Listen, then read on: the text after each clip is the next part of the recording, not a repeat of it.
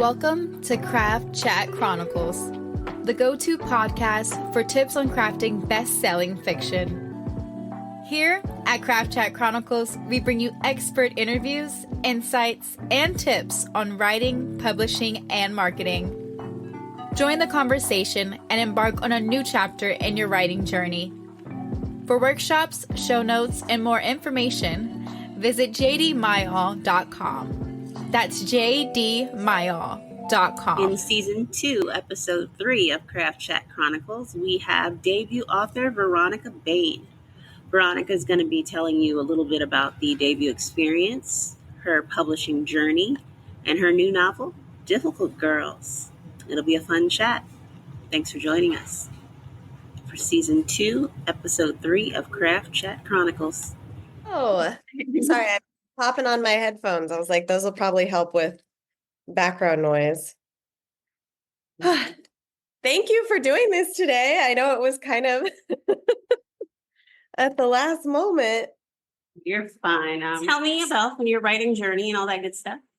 Yeah. So I announced my young adult debut novel yesterday, and Yeah, I'm so excited. Been keeping that secret since December, and I'm not a great secret keeper. I'm not a terrible one, but I'm not a great one. Mm-hmm. So, I have been writing since, professionally for I think the last 7 to 8 years. I've done mostly ghostwriting, primarily for adult romance, but for other genres as well. And I just love writing. So just kind of doing whatever job I was able to do that was writing adjacent. I'm also a high school English teacher, and I also teach creative writing at the high school I work at. And I'm just really excited to see this journey come to fruition after many, many years. But to put your mind at ease, I've never talked to a debut and it's actually their first novel. Everybody, like Gilly Siegel in her book, I'm Not Dying With You Tonight, got an NAACP Image Award nomination, Best New York Times bestseller. Yeah. And she was 10 books in when her debut was announced. I don't necessarily believe everything happens for a reason, but I think for my journey, everything happened for a reason with this specific journey. Timing, I feel really lucky that the timing worked out the way that it did, but it was a weird 7 or 8 years of ghostwriting, of just being like, oh, it's really not me, but it is me. This is weird. Now, what I think it is I think a lot of new authors go in with blinders on because they don't realize that, like, it's more competitive than professional sports. Yeah. It's like just getting published, getting a book deal is like making it to the Olympics. Yeah. So pat yourself in the back. It doesn't matter when you do it. That's a phenomenal feat that a lot of people, unfortunately, will never experience. You know what I mean? Yeah. No, it's my students, I tell them as one of my fun facts at the beginning of the year that I ghostwrite, and obviously I don't say who for NDAs, but they're like, why don't you just write your own book? As if like the thought has not, they're like, you should just write your own with your own name. And I'm like, yeah, I know. And then with like working on it. Exactly. And then like first you have to get the skill level up because it is so competitive. But then once you get the skill level up, it's still market is a big thing. So, if you're writing awesome historicals, and this is at a time when historicals aren't moving much. Yeah. It's still hard. Yeah, 100%. I've been popping over to Twitter and all of them, and I can see the middle grade discourse is running. It's so interesting to see everyone saying middle grade is, dead. Middle grade is not selling. And I feel like a few years ago, the advice was, oh, everyone should try to get into middle grade because it's the only but age range that's selling and that's guaranteed to always sell. And it's just, I'm like, yeah, the advice of yesterday is not necessarily the advice of tomorrow. So you got to just write what you love and hope that the market aligns. Yeah. I feel like with the market, that's a tricky thing too, because I couldn't even give advice to new writers and say chase the market because the market changes. Yeah. So what you're writing today won't be a factor 2 years from now. Yeah, 100%. It's Oh, it's a journey. And it also takes, I mean, I'm a fairly quick writer, but even a Mhm. fairly quick writer, by the time you finish that draft, it's, there's no guarantee. And even if I think of that writer that right after Taylor Swift and Travis Kelce came out as a couple, tried to publish their Taylor Swift Travis Kelce book, and then immediately it got taken down because I'm sure Miss Swift sued. So it's like, even if you can take advantage of the market, you can't really. Okay. Well, and I apologize if I sound a little congested. I'm getting over COVID, of course. But yeah, so I apologize if I sound a little under the weather. You don't Or, mind. You sound fine. or maybe it So, just adds to okay. my allure. Yeah, there you go. So let's go back to your publishing journey. Yeah. So how did you get into ghostwriting? How did you start that path?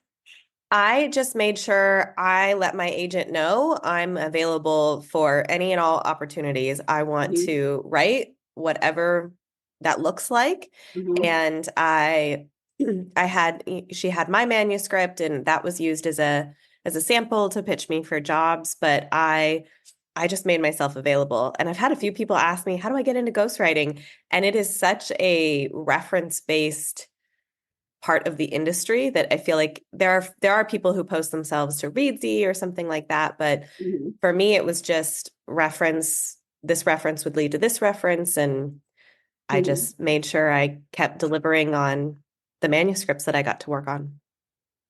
That's good. I have you done any IP? I have. Yeah. That was also just me saying, whatever comes along, I will give it a go. And that's what you have to do. Like, Yeah. honestly, if you Yeah. want to make a career of it, because even with your own titles, a lot of times, to keep a constant flow of money, you want to do that in Yeah. between stuff, diversify. Yeah.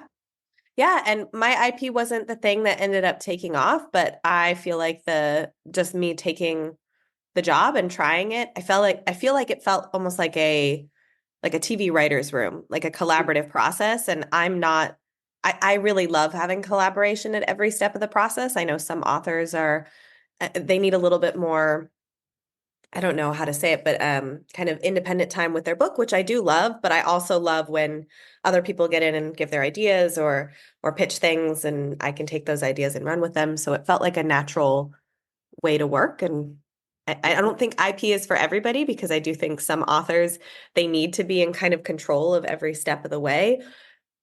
I just love writing. So if you give me an idea, which is why it feels like TV, everybody just kind of in a room Hmm. popping ideas. Who did you do IP for? Can you say, or did you sign NDA? I signed an NDA, Okay. sadly. So tell me about your current title. Yes. So my book is Difficult Girls. It is about a girl who gets her dream job at a local theme park, only to find out that a star performer is missing and that disappearance is possibly connected to a murder from 20 years ago. And she just can't help herself. She has to start Mhm. investigating. And it's about what makes girls difficult, and the ones who have been told they're too much or they come on too strong, and just kind of how they find their place in the world, because I was Mhm. definitely one of those girls. So it's kind of my love letter to kids like that. Love that. Was it a full manuscript? This was a full manuscript sold on submission. Yeah. Who did your book sell to? I know you just announced and stuff, so give me all the details. Yeah. Yeah. So my book sold to Penguin Random House / Delacorte, to Krista Marino. And she is literally my dream editor. And I remember reading One of Us is Lying way back when, and just being in awe of kind of how tightly paced that book was. And it felt like something completely different than what I had seen I'm a high school teacher and I love Mhm. YA. So I read a lot of YA, and I was like, oh, I love this. I hope one day I can write something like this. And so now to be full circle and she's my editor, I just feel really overwhelmed with gratitude. Awesome. Tell me the story behind this story. How did you get the idea for your current novel?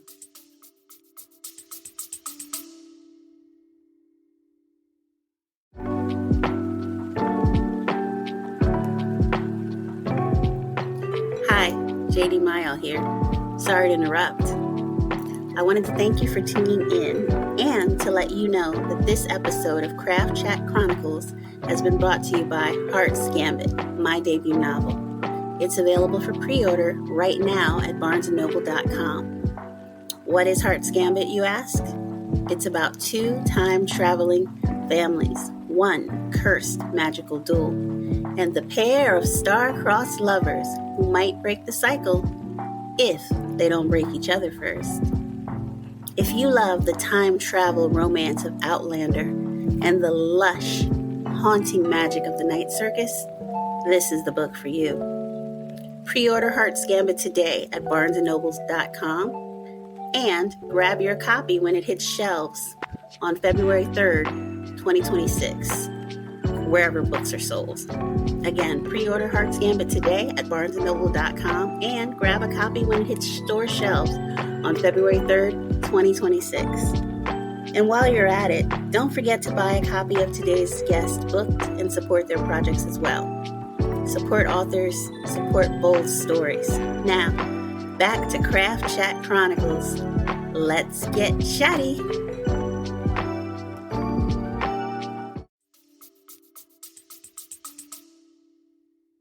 Okay, I'm pretty sure I'm allowed to say stuff like this, but you're my first interview, so give me a little bit of grace.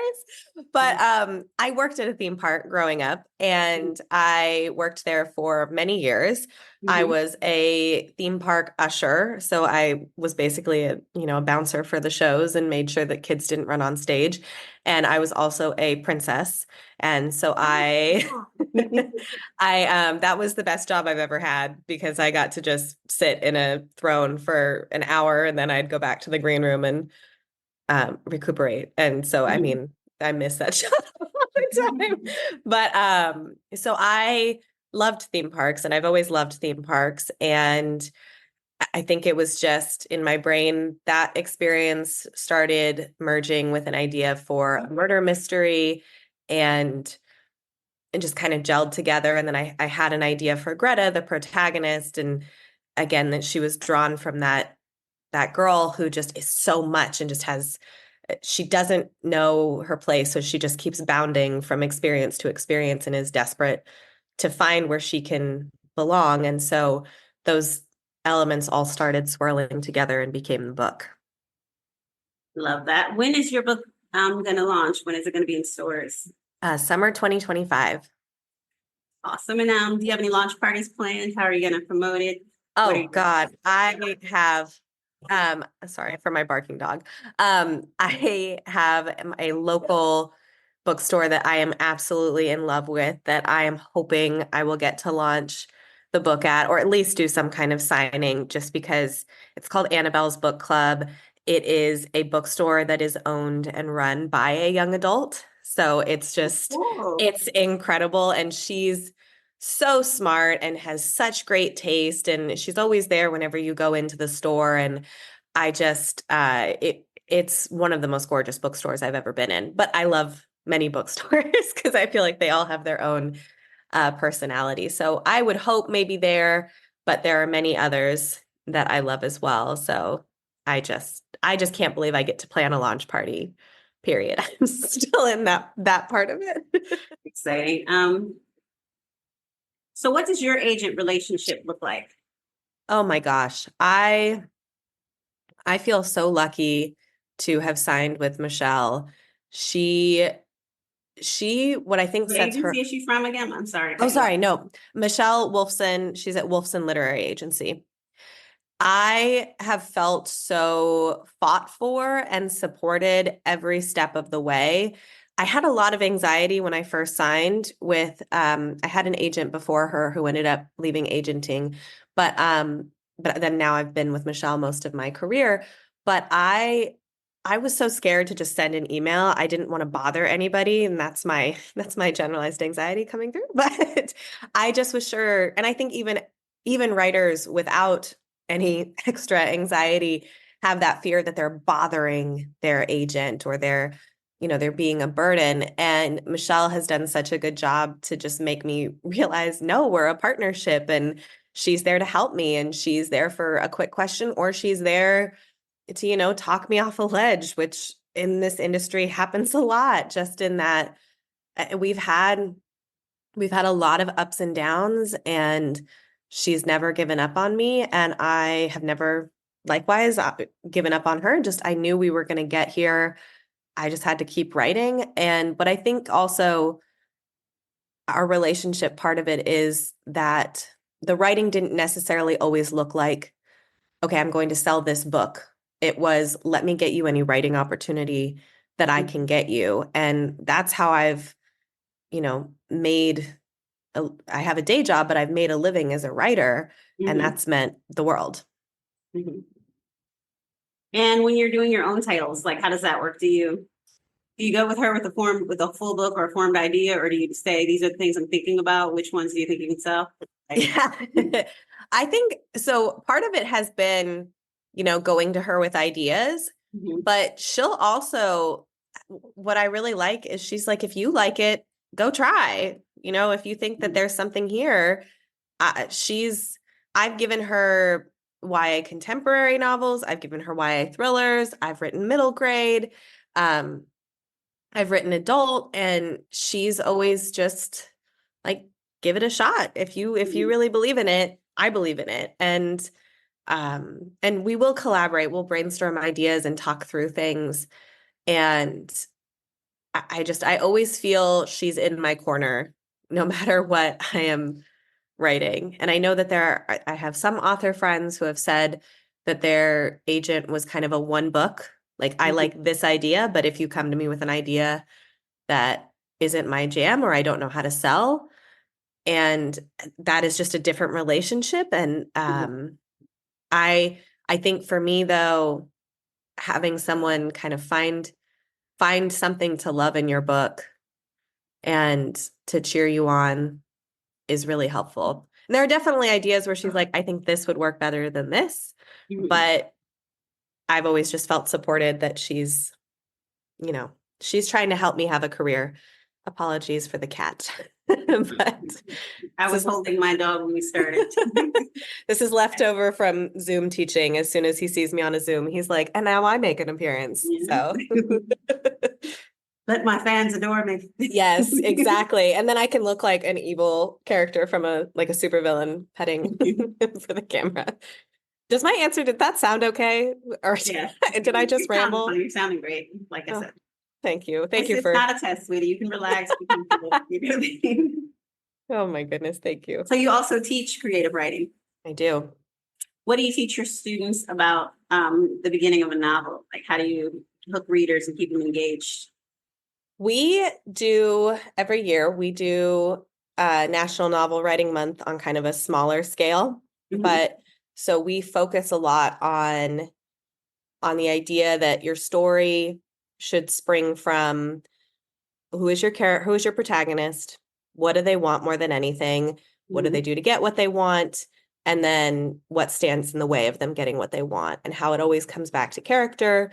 And we study the Hunger Games, which I think is as close to a perfect novel in terms, YA, but anything, honestly, as it gets, just with how tight it is. And we look at how that opening chapter really establishes Katniss's want. She wants Prim to be safe no matter what, and she'll do anything, even if it sacrificed her life.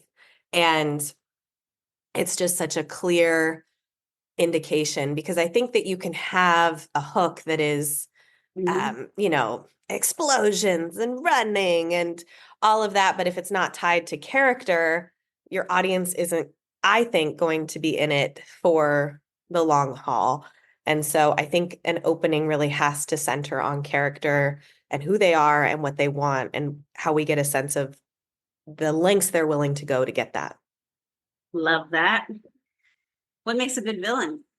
Ooh, I think what makes a good villain is that the same things that make a good protagonist, because I feel like we've all heard it, but something I always tell my students is nobody thinks they're the villain. They think they are the protagonist of their story, and they are just doing the same thing. They want something and they're willing to go to great lengths to get it. And generally that want is at odds with the protagonist, whatever they want. And I think that makes for great tension and great stakes, and just it makes them a real person too. I feel like every writer should go through the experience of trying to consider their story from the villain's perspective. And what would the book be about if the villain got to tell their side, so to speak? Love that. How do you maintain tension? I think continuing to bring it back to character, but also being aware of if the book is getting away from you. And some of that comes out in editing. I think writers sometimes have to free themselves to write the first draft that needs to exist. And I want to say I'll have to look up who said this later, but they said the first part of writing a book is putting sand in the sandbox, and then from there you can make the castle, but you can't make the castle if you don't have any sand. And that's kind of, I think, where tension comes in, is going back, and I like to let my book sit for a bit and then put it on my Kindle where I can't touch it, and go somewhere, like either go get my nails done or go sit in a park or somewhere where I don't have access to my computer, and just force myself to read it at that messy first draft and see where it's lagging, and then really pull those parts out. And sometimes that means pulling out entire chapters, entire POVs. But that tension is an elusive thing. But I think if you're, at least for me, if I'm constantly worrying about tension as I'm writing the first draft, I think that's another way to get lost. I think sometimes I just have to go from my outline, do the best I can, and then tighten it up later. So you're a plotter. That was going to be my next question. Yes. I think plotting allows me to be more creative and spontaneous within the book. I don't necessarily adhere to every part of the outline, like things may take a turn, but it at least gives me a guiding light. And then when I get to the scene, I may change it completely from the outline, but at least I had some ground that I knew was happening beneath me. And also, I will say I have ADHD, and I think if I did not have an outline, we would have no idea where we were going. We would really be just throwing things and trying to figure it out as we go. So I think that the outline helps me have some foundation, but then I still get to play. And I also think when I'm starting a book, before I do anything, I write a first chapter. I see what the voice wants to be. I see who the characters are.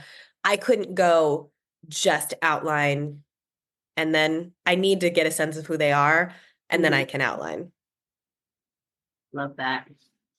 I outline too, but I'm never 100% true to the outline. Yeah. Take over and you deviate little places. Exactly. Well, and I think some of the best plot twists come from where you're like, oh, I wasn't even expecting that when I wrote the outline, but now I see that's 100% the way to go.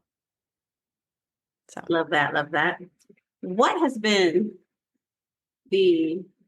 actually, I'll give you one more plot question before I you give me as many questions as you want. I'm homesick. Time to kill. Well, I hope you feel better here. I know. I'm hoping I'm at the tail end because it's been a week. So how do you close a novel well? Close it out? That's a really great question. I think that last chapter, I had a professor in college that was sure you needed to know your ending before you wrote your book. And he actually had us write an entire book of endings where we just wrote the end of whatever these stories might be. And I liked parts of that experiment, but I also realized I don't necessarily have like an end for sure stuck in my head, even if it's on the outline, because I feel like so much of it has to be tying up threads, making sure that the emotional catharsis related to the characters is there. So I think I have like a fuzzy version And then I have obviously whatever the outline says, but the outline usually I think says something like wrap up well. So future me is like, great, I'll try. But I think something that feels true to the character. It's either they're getting what they wanted from the beginning, or they're realizing that they want something different. And it's changed over the course of them learning about themselves. And I think usually it falls into that latter category. Love it, love it. And your book is like mystery thriller, right? It is. It is. What makes a good mystery thriller? What are the elements of that? Oh boy. I love and I read a lot of mystery thrillers. It's obviously one of my favorite things to write, but it's also one of my favorite things to read. And I like when they outsmart me because I really try to outsmart them from the second I open the book. And I'm like, okay, I feel like it's usually one of the characters that's introduced early, and it's not the red herring, and it's not, maybe it's someone who seems too innocent. I like to figure it out. I like to puzzle it out. And I like when they best me. I like when I don't get it right. But I also want it to feel like I should have seen that. I really appreciate when an author can make me have that reaction, because I think a good mystery thriller, it's somebody that makes sense, but it's not somebody that you expected. I think that's that dance you have to walk, or dance you have to do, line you have to walk. Love that, love that. Okay. What was your biggest surprise so far in the publishing journey?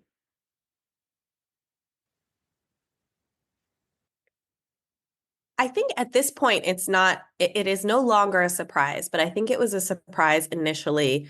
And it's always a surprise to my students when I talk to them about it. And it's how collaborative it is. I think we think of writing as a very solitary exercise. Someone goes over to their ancient typewriter and they get their cup of tea and they just go at it. And, or they go to a coffee shop with their laptop where they're surrounded by people, but they're working by themselves. And it's really not. From the very first moment that you send out a query letter, you're asking for your first collaborator. And actually, before that, you should have beta readers and critique partners. And that's been an essential part of my process. Is I have a writing group that I meet with every other week, and we bring about 1,500 words and we talk it out, and we give feedback on big plot things and character points, but also on, line level. And that's made my writing so much better. And I think if I had tried to just be one of those solitary writers, I wouldn't have improved. I wouldn't have grown in my craft. And I know not every writer works that way, but I think the more comfortable you get with sharing your work and learning how to find the note under the note. Like there have been plenty of times in a critique group where I got a note and I was like, okay, that specific note or their suggested fix doesn't feel right, but it's telling me I have this problem underneath that I can figure out how to fix. And I love that. And, my editor, I am so grateful that she gives notes, and some of them have really pushed me and pushed the book. And initially I was hesitant and I had to go sit with them. And then I came back and I was like, oh, she's right. And I know, and I hate it and I love it. And it's just part of the process. And I feel just so grateful to be in a business where that is the case. So I'm glad it wasn't solitary, but that was definitely the biggest misconception, I think, going in. And where did you get your critique group members? How did you find them? We have known each other, I think for now, some of us have known each other for 9 years and came together from other various, writing classes that we would take, and then branched off and we all write different things. And it's been really cool to see the different projects that we've all come up with over the years. But yeah, I think they started out in different classes and then just, yeah. Well, what state are you in? California. Oh, okay. Because I think I interviewed your agent mate. Becky. Yeah. Yeah. Yes. When you said Becky, I thought that's who you were talking about, but then I was like, well, Becky's a common name. It might be another. No, she was really excited because I told her, I was like, yeah, I'd reached out too. And, I suddenly have free time. But so in some ways, it's a blessing in disguise. But yeah. A chaotic couple of days. She Oh my she was gosh. talking to me in the thick of the busted pipe and stuff too. Like, Oh no. I was like, if I She did think warn me. about She was so sweet. And then I found out at the end that she was dealing with some home crisis. And I was like, what a professional, just pushing through. if I'm shifting a lot, it's because I'm sitting on the hard floor in the dry Poor room in the thing. house. Poor thing. But yeah. What else was I going to ask you? What do you wish that you knew about the writing journey and being a professional writer when you were just starting out?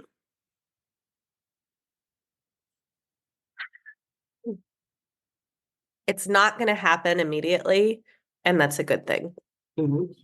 Like, I am grateful that I got to have so many years of craft and development before my first book comes out, and that I've written so many books so that I'm a little more prepared of what to expect and the emotional toll even of, I feel like I got to not to not to borrow my students' slang, but I feel like I got to cook a little longer. Like I got to get to where I needed to be. And that doesn't mean I'm not going to keep getting better. I would hope that with every book I get better at this. But I think if we were getting baby Veronica's first book that I first went out with to get agents, Mm-hmm. I don't think that was the journey I was supposed to have.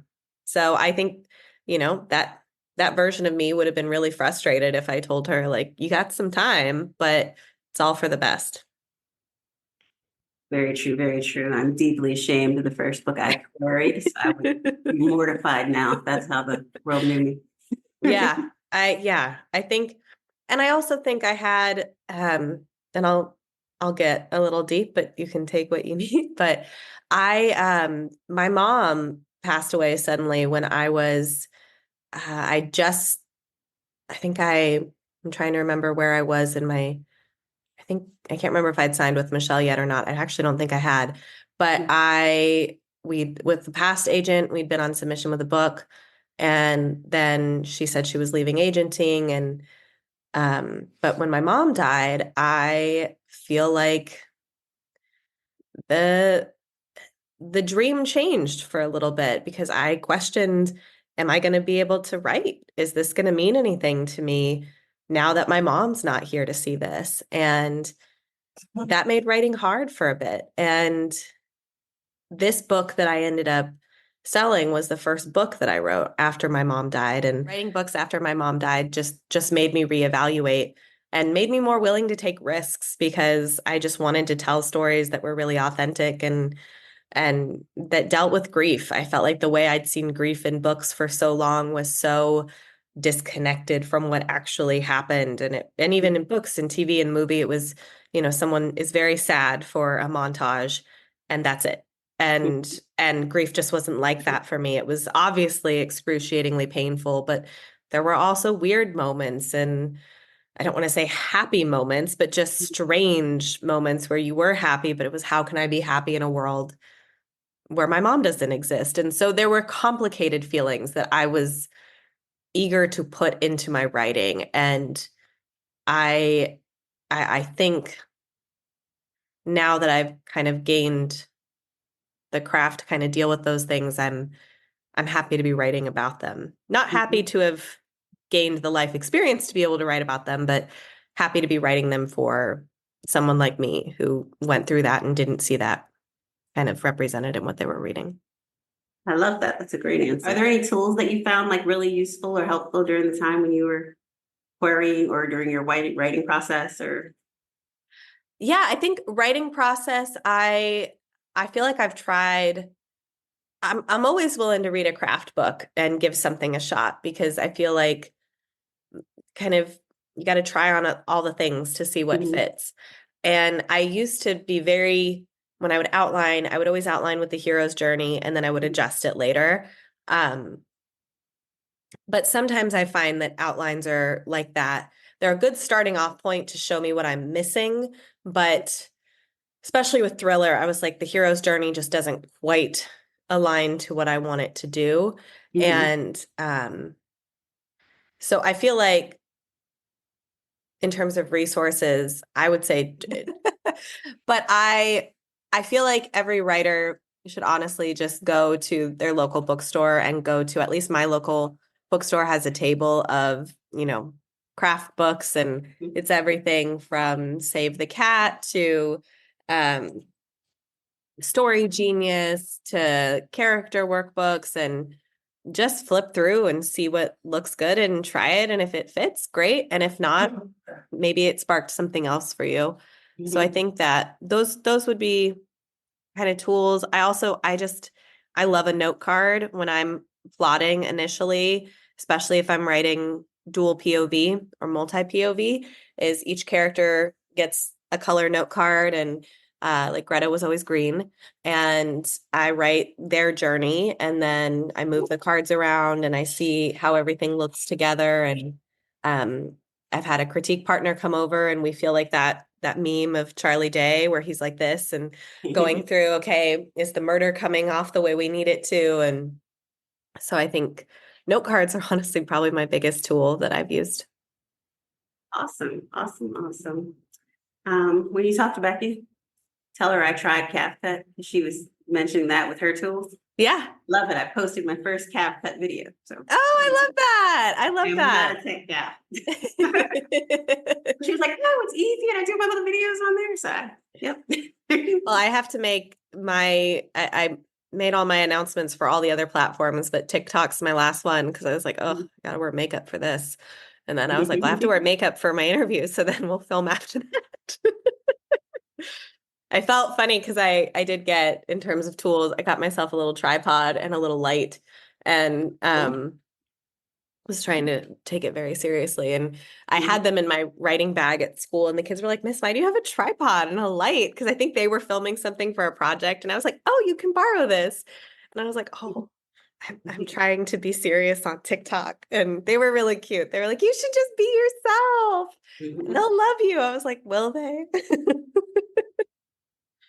Oh my gosh. Low key, I was a little embarrassed when the carpet guy walked over because I have like these big orange reflectors, well, like big gold reflectors, and a little light in front of me. And I'm sitting on the floor because I told you he's working on the carpet. So I'm Yeah. sitting on tile floor with a webcam and these things. And he like looks in like, what is she doing? And then I know, right? You're done? Okay, thank you. You're like, this is what it takes, man. We gotta look our best.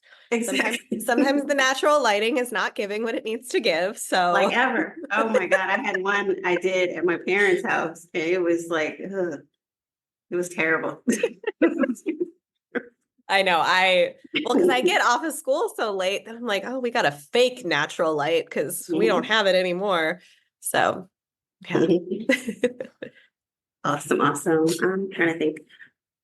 What else would you like to know, readers and aspiring writers, to know about you and your journey that we didn't cover?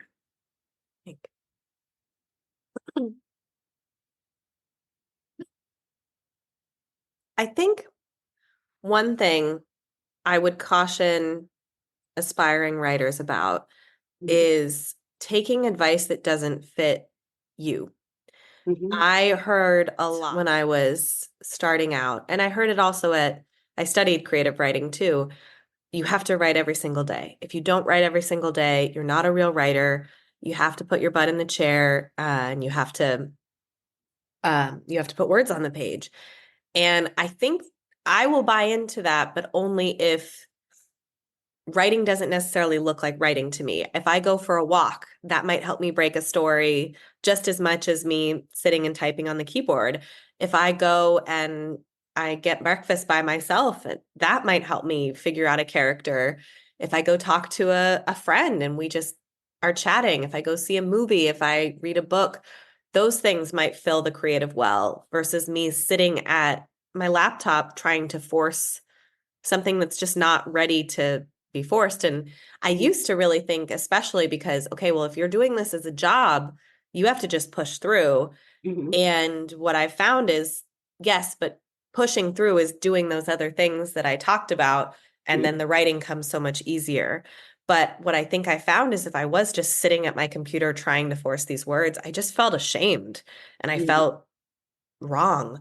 So I think I would tell writers, hear the writing advice out, but also you might have to come at it a different way, and that's okay. And especially, like I said, because I have ADHD, I had to figure out what worked for me. And a lot of times I use an accountability buddy where I have and body doubling. So my friend will come over who's also a writer with her laptop, with her dog, and our dogs play. And we do 25 minutes and she's there. I can hear her typing. So I'm like, oh, I have to type too. And then our 25 minutes is up and we get 5 minutes to chat and then 25 more minutes of writing, and the dogs play. So I don't have to, my dog's got his exercise and I've gotten my writing done. And it's one of the only ways I've been able to make it so that I write after work, because otherwise as a teacher, I am so exhausted. So I had to come to that and figure that out and make the advice work for me. So I love that. I forgot to ask you earlier. Yeah. How did the call go? Tell me about that. Oh, with agent or editor or both? Both. Well, so my agent call, I'm going back all these years, but my agent call, I was so nervous. I was so excited, but I'd been through it before because I had my first agent. So I actually had, she was not my only offer of rep. And I felt like I went into that call more prepared to ask for what I needed and also less distracted by what I did not need. And I was really able to see, are we a personality fit? And do we see the same things in the book? And does she love the things that I love? And then can she help me see the things that I need to see to make this better? And I just remember feeling like, oh, this is right. This is right. And I I was right. I'm glad. The other agent was wonderful, but I think that Michelle was the right call. And your editor call? I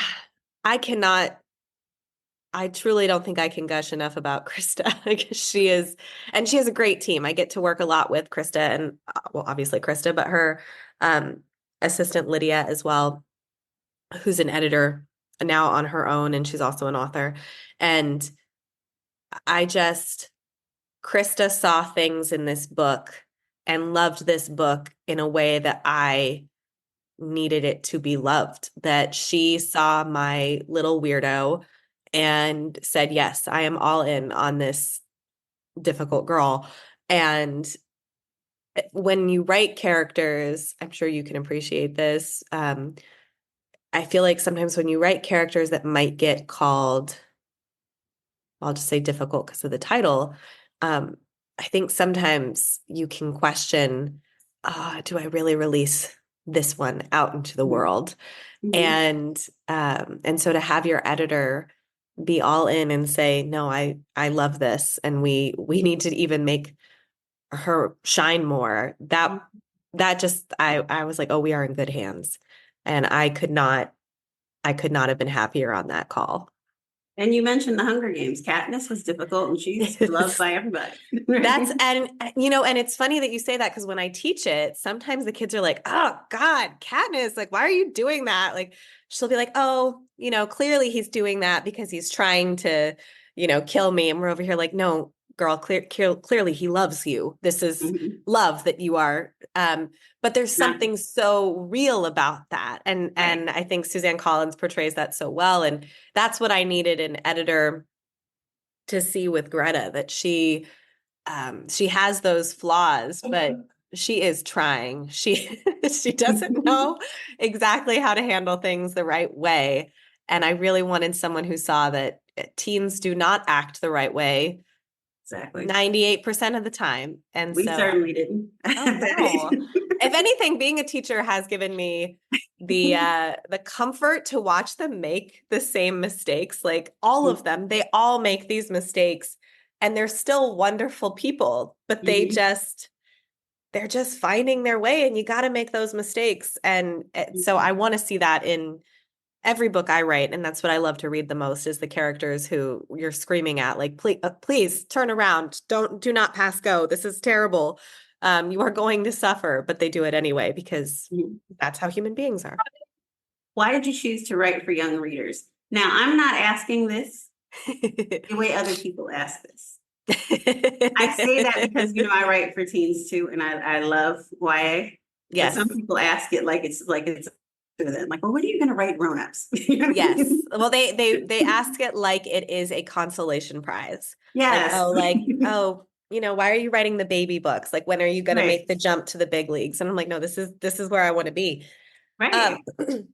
I think that there is something so powerful about when you are a young adult and you have everything in front of you and you have all your mistakes just around the corner and you have plenty of mistakes behind you, and you're in that period where you are finding who you are, finding what you care about, and getting into the messy part of life. I never like when people say that, teens are going to get to the real world, because I teach teenagers, and I promise you, they are already in the real world. They are already dealing with the consequences of our actions, the consequences of the world's actions. They are in it, and they are dealing with it every single day, but they are dealing with it without the experience that we have. Like, they just have to fly into this and hope for the best and be willing to get their hearts broken. And I just think there is something so beautiful and wonderful about that. And I also think I write books, hopefully, for the version of me that would have loved to read a messy girl making terrible decisions and seeing that it's okay. Because I certainly made plenty, and I didn't know, whenever every decision I made, I thought was going to be the end of the world. And to see a book where you make the bad decision, life is not over, you get through it, and you make more bad decisions. I love that. Exactly. And that's real life. It's messy, it's complicated, has to be figured out. Yes. We muddle through. We kiss frogs before we find Prince Charming. Yes. And I love writing for adults too, because I write both, but I think there's a richness to each experience. And I think that people assume that sometimes in young adult that richness is absent. And I just could not disagree with that more, because I think some of the richest novels that I get to teach, that I get to read, are in young adult. And I love that. And they're complex, just like adult novels. And for me, myself, and not even just me, but a lot of adult people read young adult novels. Yeah. I like it because it's pacey. Yeah. In my MFA program, we had to read a lot of literary, and it was slowly killing me because I'm not a literary fiction fan. I like the plot and the pace and the big emotions in YA. So yeah, those big emotions. I think, and I think that's also why a lot of people like romance. I think there's something, for me, there's something to be gained with every type of book. And I think if people say, I only read this, or I only read this, you're cutting out an entire part of the menu. And I don't know why you would want to do that. I feel like there is something to be enjoyed in every genre and every age convention.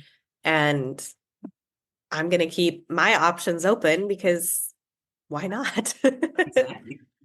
What are you working on next? Another thriller, but I think that's all I'm allowed to say. I'm sorry. I heard from somebody I interviewed that has like post debut that after the book comes out, there's like often a post debut like depression or whatever. Yep. So hopefully that's not true for either of us, but I'm just warning you since they said that, because they said that you're like on a rush and you're excited until it happens, and then it happens, and then you come down off of that. Yes, I have heard that, and I'm sure it will hit me. I read a book before and after the book deal, and they talk about that at length. And they said, have a day for yourself. Like, I think I'll have a day where I get like a facial, I get my nails done, I got a good book to go read at the beach, something where I'm doing something for me. But I also will say, having ghostwritten a lot of books, it's interesting to watch the launch as the ghostwriter because you kind of get all of the good, but none of the, like, it's just like, I just watched that it just comes into the world and then the world moves on and you write another book. And I'm hoping, maybe I will say this and then look back in a year and laugh, but I'm hoping that I can internalize some of that as this is just one book. It is not your entire career. Exactly. And you can be excited about this moment, but this is not the end. Beautifully spoken. I hope so. Beautifully spoken. Where can we'll connect with you? I am on all of the social media, I feel like. Probably not, but I am on TikTok, Threads, Instagram. Feels like there's more. Twitter, X, as at Veronica Bane. Facebook. Yes, I'm on there too. I don't think our readers are. They say that. I know. They say you gotta. Romance is big on Facebook because I think there are some Facebook groups where they're very active and they suggest. But I think for young adult, no, they're on TikTok. Do you write romance as well? I do. Oh, cool. I didn't know that. Yeah, so I primarily ghost wrote romance. So, but then I've drafted my own. So hopefully one day when I want to write it all. So, but hopefully one day I get a chance to finish those up. That was another piece of advice I got from the seasoned author that I interviewed the other day, and I'm passing it on in case it's useful to you. Yeah. When she was talking about the post-debut depression, she was also saying that to survive financially as a writer, you have to write it all because of the non-compete. Yeah, that, I mean, that is, you can't do a YA, so that's when you do your middle grade or your adult and you just keep it pushing. That is, yes, I love that advice and I've heard it myself. And I think that's also why I made it clear to Michelle from the beginning. I was like, I just want to write. I love story. I love characters. And so whatever that looks like, I want to do it. And and luckily I feel like that I don't think I would have necessarily written thriller if I had gotten into my head like, no, you are this kind of writer. I needed to stay open. And when that idea came, I was like, oh, you're a thriller. Great. We'll write you as a thriller. So love it. Love it. Love it. Love it. I'm excited. I'm excited for you. I'm excited for me. I'm excited for us both. I'm excited for you to have flooring eventually. Yes, thank you. Me too. This is really sad. I feel like I just moved in. Everything's piled up in my room. I'm sitting on empty floors. It's crazy. Oh, God. And you're still getting all this done and working on your own book. When is your book coming out? It's coming out in fall 25. The first one, it was a 2-book deal, and then the second one comes out in 26. Nice. That's so exciting. I know I've added all the ones that were on the spreadsheet for Goodreads, but it was a blur of like adding them all. So I'll have to make sure I go in and find yours specifically. I was telling Becky that what I would love for us to do is around everybody's debut date, either go on live or do like a Zoom, you know what I mean? And you know, rooting that person on, and we could all plug our books too, and then like pitch it and, you know, put it all on our socials and stuff like that to help promote them and stuff like that and promote us at the same time. Yes. There's so much pressure to make your debut stick. Right. And I know that people will be like, no, don't worry about that. And I'm like, let's be real. We all know that, yes, we do need to come out of the gate with some success. I'm not saying it needs to be a bestseller, but if we want to keep going, you have to have something. Yeah. Yes, we have to take advantage of these opportunities. So I'm like, what are we doing? Are we doing social media posts? Are we doing newsletter? Are we doing, people can sign up for my newsletter. I did make a newsletter. Okay. But school visits, especially as a teacher, I'm like, I want to do school visits, whatever is going to move books so that I can keep doing this, because I'm also co-chair of the Drexel MFA program, the MFA alumni program. Oh, so great. if you're in Philadelphia and you want to do anything at Drexel, let me know, and I'll reach out to the program director and make that happen. I did see, I think it was Eric Smith said on one of the He's at social media. Drexel. Oh, is he? Oh, well, Yes, he's at Drexel. He teaches at Drexel. He's a professor there. oh, that's so cool. He said, he was like, go where for book events, go where you could have a birthday party. Mhm. And I was like, that is such good advice, because if I show up to a state where I don't know anyone, of course no one's showing up. They don't That's know true. me. Like, but if I That's go true. I didn't think somewhere, about that. That's a good thing. right? And I was like, what great advice, because yes, if I could go somewhere where I know at least 3 people, then Mhm. hopefully they bring their friends, and I'm, not one of the, I mean, I'm sure it sounds like a rite of passage, the book event where you're the only one there, but Mhm. still, I'm hoping that, so, Well, who but knows though? You might come out the gate massive, and then people show up where you don't know anyone. You know what I mean? and be like, Or it okay. could be like a joint event thing. Like if we were ever able to coordinate it, like I don't know how everybody's schedule is going to be or when everybody, Yeah. But if we were ever able to coordinate like a joint thing, with Yeah. me being, like I said, co-chair of the alumni, I'm in with the Drexel people. So the Drexel Yeah. people would show, you know what I mean? Yeah. So we got people if we were able to do a joint event, you know what I mean? So Oh, absolutely. I'm game for anything. I'm so excited. And I'm so excited to talk about other people's books. That's why I like joint events, because it feels like just people hyping each other up rather than like, here, I am talking about my book. And like not only that, with us all being new, like we never know who in our group will take off. You know what I Yeah. mean? Yeah. If one of us is that bestseller through the roof, then Yeah. these little videos and affiliations and associations might get us a couple more reads. Exactly. And We're that's, promoting and helping each other, and I just want more people to read YA and all these great books that are coming out. So, Exactly. but to what you said, like, you do not know what's going to be the big book of 20, and I'm hopefully there will be multiple big books of 2025, Exactly. but um, Exactly. I love yours though. That sounds super cool. I love yours too. I just, it's weird to have people like now know about it. I'm like, oh, you've just been mine for so long, and now you're about to be other people's, which is exciting but weird. So, I haven't announced yet, so I'm still waiting for my exciting but weird. oh my God, The Drexel people know. They just know they can't say anything. Yeah, that's I couldn't hold it in. there were a few people, and then finally I did ask them. I was like, hey, I was going to Y'all West Book Festival, Mhm. and I was like, I'm going to be around all these authors. Like, I would really like to introduce myself and try to do some networking, but obviously I'm not allowed to talk about it. And they're like, oh no, you can talk to them. Like, they were like, please go network. And so I got to talk to some of the authors from my imprint and then Mhm. from my publisher.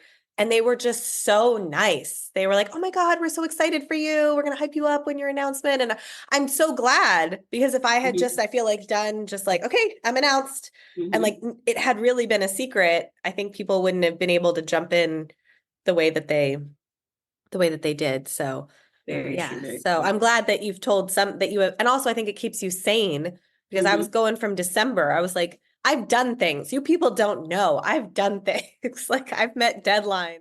I will say, I think very realistic view of publishing, which I think is necessary. Oh yeah, there are parts of this that are going to be hard, and that's just the nature of publishing. And so that was stuff you're not going to get on, like, my author portal is not going to be like, Right. by the way, publishing is not always great about giving support in this area. The pay. Like, Yeah. it was 7 months before I saw a check. What other job do you work 7 months before you're paid? I was just excited. I Exactly. was so grateful, because I was a teacher, or I am a teacher, and they got me my first notes like right away so that I could start working over winter break. And I was just like, that's so nice of them. I'm so glad. When you're new, you don't want to be the squeaky wheel, because you don't want to be labeled difficult or them not wanting to work with you. I got hit by a car shortly after my book sold. Oh, geez. And was afraid to tell them, because I was like, I don't want them to think I'm unhealthy and unreliable. So I was in the hospital for 6 days, like sending emails like all this stuff. And like, the logical part of your brain knows, God, I would hope the people I'm working with are going to understand this. Right. But I feel like the that part, emotional, and this is my Yes. like dream part, was just like, yes, I got, when I got the call from Michelle that the book sold, that same day, my dad went into the hospital for his heart, like randomly. And so I was like, I came home to my husband, and I had just been texting him about the good stuff. And so when he saw me, he was like, yes, And then I was like, my dad's in the hospital. And he was like, what? And it was just like, and same thing with my agent was like texting me all these good things. And I didn't want to be like the bummer to be like, and he's fine now. But it was just the calamity of trying to understand that life does happen and they will understand that you are a person. Right. It just doesn't compute for whatever reason. Yep. You're just scared of losing the dream before the dream gets fulfilled. Well, and when I first got it was also when all that, what was her name? Kate Coran, the writer who left all those negative reviews on Goodreads. So that was like, God, I heard about that. I didn't know her name. Yes. It was sweeping social media on the day that I got, I mean, nobody knew, but the day I got my deal. And literally I was watching someone who had, and obviously I would never do anything like what she did. And I think it was unfortunately deserved, but I was watching someone lose their dream in real time. Like she made horrible decisions to do this.